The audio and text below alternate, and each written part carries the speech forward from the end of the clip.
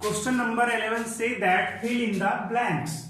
Here 8 by 9 divided by blank space is equal to minus 3 by 12. Just when you solve this type of problem, you place x at the blank space, and after solving you get the result. Suppose that we solve your first question. 8 by 9 divide in this space you fill up by x is equal to minus 3 by 2, or when you proceed it 8 by 9 into 1 by x, because in denominator 1 is present, so you can write it after cross multiplication 8 by 9 into x equal to minus 3 by 2. Just you send 2 in this side. 8 into 2 by cross multiplication equal to minus 3 into 9x. After solving this you get the result x equal to 8 to the 16 by minus 27. Then you multiply this, 9 3 are 27 and minus sign is present, so minus sign come with denominator side. That is your answer. X is equal to minus 16 by 27, or x 16 by minus 27. You solve all three problems in this way.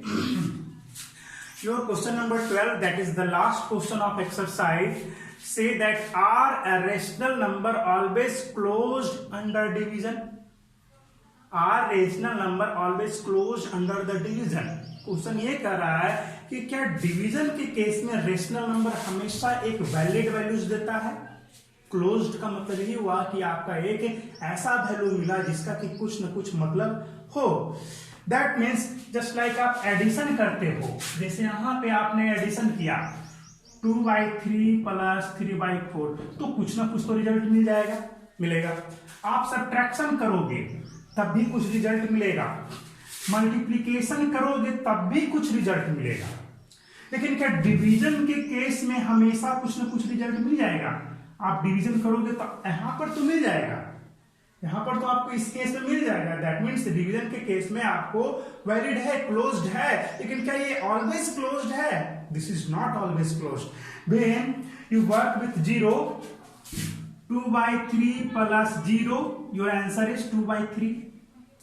2 by 3 minus 0, your answer is 2 by 3. 2 by 3 multiplied 0, your answer is 0. But 2 by 3 divide 0, then you get the result nothing, because when you divide by 0, the infinity, that means this is meaningless. This is meaningless. When you divide, suppose that 2 divided by 0, that means 2 by 0. This is undefined. That means meaningless. इसका मतलब ये हुआ कि आपका जो division of rational number not always closed. This is not. Now are rational number always commutative under division? Division के अंदर में हमेशा कम्युनिकेटिव होता है, तो डिवीजन के अंदर में तो कम्युनिकेटिव होता ही नहीं है. Commutative means a divide by b equal to b divide by a. ऐसा कभी हो ही नहीं सकता. आप ऐसा तभी होगा जब आपका a और b आपका बराबर, या कुछ ऐसे केसेज में कुछ केसेज में ये आपको पॉसिबल होते हैं, कुछ कंडीशन में कुछ केसेज में पॉसिबल होते हैं. ऐसा नहीं है कि नहीं होता है, लेकिन जनरली कहा जाता है हमेशा नहीं होता. लेकिन एडिशन जो होगा, suppose that a plus b equal to a, b plus a, ये ऑलवेज होगा. लेकिन a minus b equal to b minus a, ये ऑलवेज नहीं होगा. ये ऑलवेज नहीं होगा. मल्टीप्लीकेशन में होगा a into b equal to b into a. This is already discussed in previous classes. मैंने आपको ऑलरेडी इसके बारे में बता चुका हूं. तो यहाँ पे कहा जाएगा कि डिवीजन के केस में ये आपको हमेशा कम्युनिकेटिव नहीं होता है. और एग्जांपल 0 के केस में आप देखिए, आप 0 divide by 2 is equal to 2 divide by 0 हो सकता है. यहां पर तो आंसर मिल जाएगा 0, लेकिन ये आपका अनडिफाइंड हो जाएगा. तो क्या हुआ? ये नहीं हुआ. इसलिए क्या कहेंगे कि रेशनल नंबर ऑलवेज कम्युनिकेटिव नहीं होता. किस केस में? तो डिवीजन के केस में. और क्या बोला है, third question is are rational number always associative, तो एसोसिएटिव भी नहीं होगा, जैसे ये फॉलो हो रहा है, कैन बी डिवाइड 1 by 0, क्या 1 को 0 से डिवाइड कर सकते नहीं, अभी मैंने आपको बताया था। It's all for today, your exercise is completed, so you try the rest question.